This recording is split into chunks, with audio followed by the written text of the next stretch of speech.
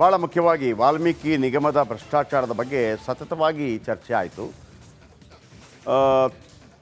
ಸಿದ್ದರಾಮಯ್ಯ ಅವರಂತೂ ಏಕಾಂಗಿ ಹೋರಾಟ ರೀ. ವಾಲ್ಮೀಕಿ ನಿಗಮದಲ್ಲಿ ಹಗರಣದ ಬಗ್ಗೆ CM ಒಪ್ಕೊಂಡ್ರು, ಹೌದು ಆಗಿದೆ ಅಂತ ಒಪ್ಕೊಂಡ್ರು. ಅದರ ಜೊತೆಗೆ ಸದನದ ಬಳಿಕ ಸುದೀರ್ಘ ಸುದ್ದಿಗೋಷ್ಠಿ ಮಾಡಿ CM ಸಿದ್ದು ಕಿಡಿಕಿಡಿಯಾದರು.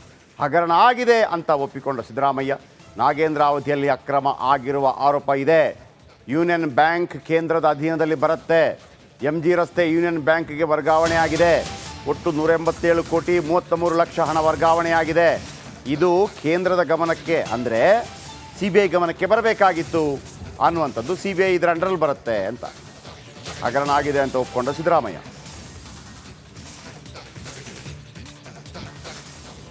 ನಾಗೇಂದ್ರ ಅವರು ರಾಜೀನಾಮೆ ಕೊಟ್ಟ ಮೇಲೆ ನಾನು ಆ ಇಲಾಖೆಯ ಮಂತ್ರಿಯಾಗಿದ್ದೀನಿ, ನನ್ನ ಕೈಗಡೆ ಬರ್ತದೆ ಪೋರ್ಟ್ಫೋಲಿಯೋ.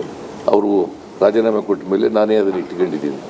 ಹಾಗಾಗಿ ನಾನು ಅವರು ಎತ್ತಿದಂಥ ಪ್ರಶ್ನೆ ವಾಲ್ಮೀಕಿ ಅಭಿವೃದ್ಧಿ ನಿಗಮದಲ್ಲಾಗಿರ್ತಕ್ಕಂಥ ಅಕ್ರಮ, ನಾವು ಅಕ್ರಮ ಆಗಿಲ್ಲ ಅಂತ ಹೇಳ್ತಾ ಇಲ್ಲ ಸರ್ಕಾರ, ನಾವು ಕೂಡ ಅಕ್ರಮ ಆಗಿದೆ ಅಂತಲೇ ಹೇಳೋದು. ಅಕ್ರಮ ಯಾರು ಮಾಡಿದ್ದಾರೆ, ಯಾರು ಜವಾಬ್ದಾರಿ ಇದ್ದಾರೆ ಅವ್ರ ಮೇಲೆ ಕ್ರಮ ತಗೋಬೇಕು. ಸಾಮಾನ್ಯವಾಗಿ ಹಣಕಾಸಿನ ವ್ಯವಹಾರನೆಲ್ಲ ನಿಭಾಯಿಸೋರು, ಅದನ್ನು ಜವಾಬ್ದಾರಿ ಮಾಡೋರು.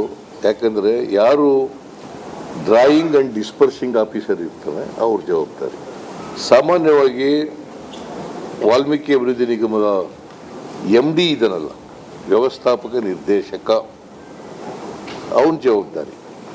ಯಾಕಂದರೆ ಹೆಚ್ಚು ಜವಾಬ್ದಾರಿ ಇರ್ತಕ್ಕಂಥದ್ದು ಅವನ ಮೇಲೆ. ಹಣಕಾಸಿನ ವ್ಯವಹಾರ ಇರ್ಬೋದು, because is the executive head of any corporation or the board. Minister policy making ಅಷ್ಟೇ. Of course minister is answerable to the legislature and to the people of Karnataka. But MD will be the executive head.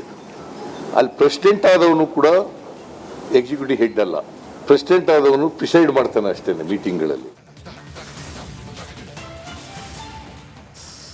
ಸಿದ್ದರಾಮಯ್ಯನವರು ಬಹಳ try ಮಾಡ್ತಾ ಇದ್ದಾರೆ ಸಚಿವರನ್ನು ರಕ್ಷಣೆ ಮಾಡೋದಕ್ಕೆ, ಗದ್ದಲ ಅವರನ್ನು ರಕ್ಷಣೆ ಮಾಡೋದಕ್ಕೆ, ಕಾಂಗ್ರೆಸ್ ಶಾಸಕರುಗಳನ್ನು ರಕ್ಷಣೆ ಮಾಡೋದಕ್ಕೆ.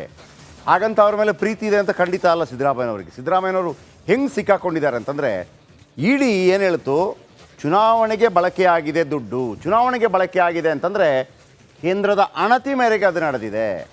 ಪಕ್ಷದ ಮರ್ಯಾದೆಯನ್ನು ಉಳಿಸೋದಕ್ಕಾಗಿ ಇಷ್ಟು ಹೆಣಗಾಡ್ತಾ ಇದ್ದಾರೆ ಸಿದ್ದರಾಮಯ್ಯ, ಕೇವಲ ಪಕ್ಷದ ಮರ್ಯಾದೆಯನ್ನು ಉಳಿಸ್ಕೊಳ್ಳೋದಕ್ಕೆ. ಅವ್ರು ಹೇಳ್ತಾ ಇದ್ದಾರೆ ಅವರ ಹೆಡ್ಡು ಅದಕ್ಕೆ ಕಾರಣ ಆಗ್ತಾರೆ. ಶಾಸಕಾಂಗ ವ್ಯವಸ್ಥೆಗೆ ಅವಮಾನ ಮಾಡ್ತಾ ಇದ್ದಾರೆ, ಶಾಸಕಾಂಗ ವ್ಯವಸ್ಥೆಗೆ ಅವಮಾನ ಮಾಡ್ತಾ ಇದ್ದಾರೆ ಯಾರು, ಸಿದ್ದರಾಮಯ್ಯನವರು. ಈಗ ಇವರ ಪ್ರಕಾರ ಏನು ಅಂತಂದರೆ, ಯಾವುದಾದ್ರೂ ಕೊಲೆ ಗಿಲೆ ಮತ್ತೊಂದಾದರೆ ಅಥವಾ ಕಾನೂನು ಸುವ್ಯವಸ್ಥೆ ಹಾಳಾದರೆ ಗೃಹ ಸಚಿವ ಅದಕ್ಕೆ ಕಾರಣ ಅಲ್ವಂತೆ. ಪೊಲೀಸ್ ಹೆಡ್ ಇದ್ದಾರಲ್ಲ DIG, ಅವ್ರ ಕಾರಣ ಆಗ್ತಾರೆ ಅಂತ ಇವರು ಹೇಳ್ತಿರೋದು. ಅಂದರೆ ನಾವು ಏನೂ ಅಲ್ಲ, ಶಾಸಕಾಂಗ ಅಂದರೆ ಇದು ಪ್ರಜಾತಂತ್ರ ವ್ಯವಸ್ಥೆಗೆ ಒಂದು ರೀತಿಯಲ್ಲಿ ಅವಮಾನ ಮಾಡೋಂಗಿದೆ. ನಮ್ಮಿಂದ ಏನೂ ಆಗ್ತಾ ಇಲ್ಲ, ಎಲ್ಲ ಅಧಿಕಾರಿಗಳೇ ಮಾಡಬೇಕು ಅನ್ನೋ ರೀತಿಯಲ್ಲಿ ಮಾತಾಡ್ತಿದ್ದಾರೆ. ಇದು ರಿಯಲ್ ಸಿದ್ದರಾಮಯ್ಯ ಮಾತಾಡ್ತಾ ಇರೋದಲ್ಲ. ಈಗ ಮಳೆಗಾಲದ ಅಧಿವೇಶನ ಅಂತ ಇರುತ್ತೆ, ಮಾನ್ಸೂನ್ ಕಲಾಪ ಅಂದರೆ ಮಳೆಗಾಲದ ಬಗ್ಗೆ ಚರ್ಚೆ ಆಗಬೇಕು.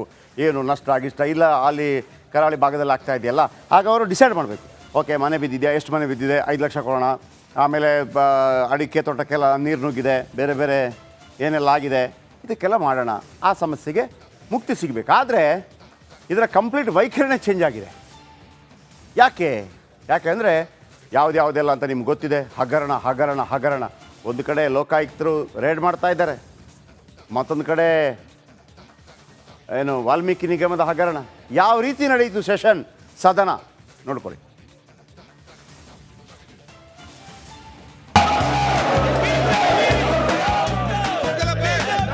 ಯವ್ವ ಒಲ್ಲೆವ್ವ ಯವ್ವ, ಏನ್ ಕೂಗಾಡ್ತಾರ, ಅರ್ಚಾಡ್ತಾರ, ಕಿರ್ಚಾಡ್ತಾರ. ಕಲಾಪ ಅಂದ್ರ ಇಷ್ಟೇನಾ ಅನ್ನೋ ಪ್ರಶ್ನೆ ನಮ್ಮನ್ನ ಯಾವಾಗ್ಲೂ ಕಾಡ್ದಿತ್ತಲ್ರಿ. ಆದ್ರೆ ಇದಕ್ಕಿಂತ ಮಿಕ್ಕಿದ ಆಫರ್ ಒಂದನ್ನ ಇವತ್ತು ಸ್ಪೀಕರ್ ಅನೌನ್ಸ್ ಮಾಡಿದ್ರು ನೋಡ್ರಿ.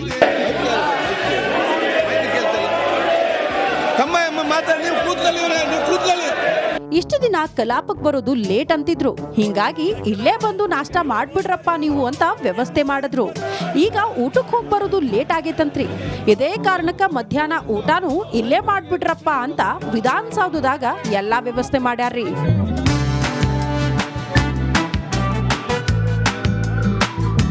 ಇದೇ ವಿಷಯ ಕಲಾಪದಾಗ ಹೇಳಿದ ಸ್ಪೀಕರ್ ಸಾಹೇಬ್ರು ಊಟ ಮುಗಿದ ಮೇಲೆ ಒಂದ್ ರೌಂಡ್ ನಿದ್ದಿನೂ ಮಾಡ್ಬಿಡ್ರಪ್ಪ ನೀವು ಅಂತ ಹೇಳ್ಬಿಟ್ರು. ಯಾಕಂದ್ರ ಅದಕ್ಕೂ ಒಂದ್ ಕುರ್ಚಿ ಹಾಕ್ಯಾರಂತ ನೋಡ್ರಿ. ಬೆಳಿಗ್ಗೆ ಬೇಗ ಬರ್ಬೇಕಂತೇಳಿ ನಿಮ್ಗೆಲ್ಲರಿಗೂ ಕೂಡ ಬ್ರೇಕ್ಫಾಸ್ಟ್ ವ್ಯವಸ್ಥೆ ಆಯಿತು. ಏನು ಮಧ್ಯಾಹ್ನ ದೂರ ಹೋಗಿ ಮತ್ತೆ ಬರುವಾಗ ಲೇಟ್ ಆಗ್ತದೆ ಅಂತೇಳಿ ನಿಮಗೆ ಉತ್ತಮವಾದ ವ್ಯವಸ್ಥೆ ಇಲ್ಲಿ ಮಾಡುವಂಥ ವ್ಯವಸ್ಥೆ ಆಯಿತು ಊಟದ. ಮತ್ತೆ ಕೆಲವರು ಹೇಳ್ತಾರೆ ಊಟ ಎಲ್ಲ ಚೆನ್ನಾಗಿತ್ತು, ಊಟ ಎಲ್ಲ ಚೆನ್ನಾಗಿತ್ತು, ನಾನು ಸ್ವಲ್ಪ ಎಲ್ಲೆಚ್ಚು ಹೋಗಿ ನಿದ್ದೆ ಮಾಡಿ ಬರ್ತೇನೆ ಅಂತೇಳಿ ಮತ್ತೆ ಅವ್ನು ಬರುವುದೇ ಇಲ್ಲ. ಅದಕ್ಕೆ ನಾನು ಇಲ್ಲಿ ಚೇರ್ ಹಾಕಿದ್ದೇನೆ, ನಿಮ್ಗೆ ಅದು ರಿಕ್ಲೈನರ್ ಚೇರ್, ನೀವು ಊಟ ಅಲ್ಲೇ ನಿದ್ದೆ ಮಾಡಿ ಬೇಕಾದ್ರೆ. ಇದು ಊಟ ನಿದ್ದೆ ಮಾತಾದ್ರ ಅಲ್ಲಿ ಪರಿಷತ್ನಾಗ ನಮ್ಮ ಸಚಿವೆ ಲಕ್ಷ್ಮೀ ಹೆಬ್ಬಾಳ್ಕರ್ ಮೇಡಮ್ ಅದಾರಲ್ರಿ, ಮೊಟ್ಟೆ ಬಗ್ಗೆ ಮಾತಾಡಿದ್ರು. ನಾನು ಮೊಟ್ಟೆ ತಿನ್ನಂಗಿಲ್ಲಪ್ಪ ಅಂದ್ರು. ತಮ್ಗೆಲ್ಲರಿಗೂ ಗೊತ್ತಿದೆ, ತಾವು ಕೂಡ ಮೊಟ್ಟೆಯನ್ನು ತಿಂತೀರಿ, ನಾನಂತರೂ ತಿನ್ನೋದಿಲ್ಲ. ಆದರೆ ಮೊಟ್ಟೆ ಮಾರ್ಕೆಟ್ನಲ್ಲಿ ಎಷ್ಟಕ್ಕೆ ಒಂದು ಮೊಟ್ಟೆ ಸಿಕ್ಕುತ್ತೆ? 8 ರೂಪಾಯಿಗೆ ಒಂದು ಮೊಟ್ಟೆ ಸಿಕ್ಕುತ್ತೆ. ಸರ್ ನಾವು ತಿನ್ನೋದಿಲ್ಲ ಸರ್, ನಾವು ತಿನ್ನಲ್ಲ ಸರ್, ನಾವು ಮುಟ್ಟೋದನ್ನೇ ಇಲ್ಲ ಸರ್. ಮಳೆಗಾಲದಾಗ ಊರ್ ಕೊಚ್ಕೊಂಡು ಹೋಗ್ತಿದ್ರ ಅಲ್ಲಿ ಯಾರೋ ಪಿಟಿಲ್ ಬಾರಿಸ್ತಿದ್ರು ಅನ್ನೋ ಗಾದಿ ಮಾತೈತಲ್ರಿ, ಈ ನಾಯಕರಿಗೆ ಹೇಳ್ ಮಾಡಿಸಿದಂಗೈತ್ ನೋಡ್ರಿ. Bureau report, republic Kannada. ನೋಡಿ, ಈತ ಬಲವಂತ್, ಪ್ರಾಜೆಕ್ಟ್ ಮ್ಯಾನೇಜರ್, ಜಿಲ್ಲಾ ಪಂಚಾಯತ್ ಯಾದಗಿರಿ ಎಜುಕೇಷನಲ್ಲಿ ಭಾಳ ಹಿಂದಿದೆ. ಇಂಥವರೆಲ್ಲ ಅಲ್ಲಿರೋ ಕಾರಣಕ್ಕಾಗಿ ಹಿಂಗಾಗ್ತಾ ಇದೆ. ಇನ್ನು ಸಿದ್ದಪ್ಪ ಸೀನಿಯರ್ ವೆಟರ್ನರಿ ದೊಡ್ಡಬಳ್ಳಾಪುರದ ದೊಡ್ಡಣ್ಣ ಸಖತ್ತಾಗಿ ತಿಂದಿದ್ದಾನೆ. ಇನ್ನು ನರಸಿಂಹ ಅಂತಂದರೆ ನಿಮ್ಗೆ ಗೊತ್ತಲ್ಲ, ವಿಷ್ಣುನ ಅವತಾರ.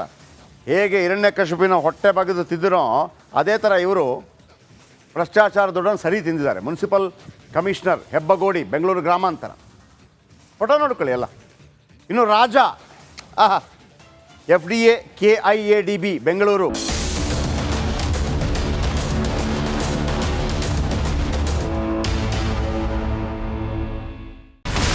ಇಲ್ಲಿರುವಂತ ಈ ಒಂದು ಗುಡ್ಡ ಕುಸಿದ ಪರಿಣಾಮ ಯಾವ ರೀತಿಯಾಗಿತ್ತು ಅಂತಂದ್ರೆ, ಗಂಗಾವಳಿ ನದಿ ಪಕ್ಕದಲ್ಲಿರುವಂತಹ ಉಳುವರ್ ಎನ್ನುವ ಗ್ರಾಮ ಸಂಪೂರ್ಣವಾಗಿ ಇವತ್ತು ನಾಶ ಆಗಿದೆ.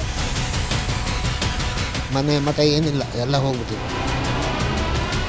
ಇವತ್ತು ರಿಪಬ್ಲಿಕ್ ಕನ್ನಡ ಮಾಡಿದಂತ ಒಂದು ವರದಿಯಿಂದಾಗಿ ಎಚ್ಚೆತ್ತುಕೊಳ್ಳುವಂತ ಕೆಲಸ ಸರ್ಕಾರ ಮಾಡಿದೆ, ಸಚಿವರು ಕೂಡ ಮಾಡಿದ್ದಾರೆ. 2 ಗಂಟೆಗೆ ಸುದ್ದಿ ಮೂಡಿಸಿದ್ದು 6 ಗಂಟೆಗೆ ಎಲ್ಲ ಸಚಿವರು ಮಿನಿಸ್ಟರ್ ಎಲ್ಲ ಬಂದು ಇಲ್ಲಿ ನೋಡೋಗಿದ್ದಾರೆ. ಎಲ್ಲಾ ಜನರಿಗೂ 1,20,000 ಮತ್ತೆ ಅವರಿಗೆ ಮನೆಗೆ 5 ಲಕ್ಷ. ಈ ಸುದ್ದಿಯನ್ನ ಎಲ್ಲ ಒಂದು ಅಧಿಕಾರಿಗಳಿಗೆ ಮೂಡಿಸಿದ್ದಕ್ಕಾಗಿ ರಿಪಬ್ಲಿಕ್ ಕನ್ನಡ ಟಿವಿಗೆ ಧನ್ಯವಾದ ಹೇಳಿ ಇಷ್ಟಪಡ್ತೇವೆ. ಮನೆನೂ ಕೊಡ್ತೇವೆ, ಮಕ್ಕಳ ಶಿಕ್ಷಣಕ್ಕೆ ತೊಂದರೆ ಆಗದೆ ಇದ್ದಂಗೆ ಹೆಲ್ಪ್ ಮಾಡ್ತೇವೆ. 1,20,000 ಮನೆ ಯಾರ್ದ್ರ ಡ್ಯಾಮೇಜ್ ಆಗಿದೆ ಅದನ್ನ ಕೊಡ್ತೀವಿ ಅಂತ ಒಪ್ಕೊಂಡಿದ್ದಾರೆ. ನಮ್ಮ ಕಷ್ಟಕ್ಕೆ ನೀವು ರಿಪಬ್ಲಿಕ್ ಕನ್ನಡದವರಾದಂತ ನೀವು ನೆರವಾಗಿರುತ್ತೆ ನಾವು ನಂಬಿದ್ದೇವೆ. ಅವರಿಗೆ ಸೂರನ್ನ ಕಲ್ಪಿಸಿಕೊಡೋವರೆಗೂ ಕೂಡ ರಿಪಬ್ಲಿಕ್ ಕನ್ನಡ ಅವರಿಗೆ ಧ್ವನಿಯಾಗಿ ನಿಲ್ಲುವಂತ ಕೆಲಸವನ್ನ ಮಾಡುತ್ತೆ.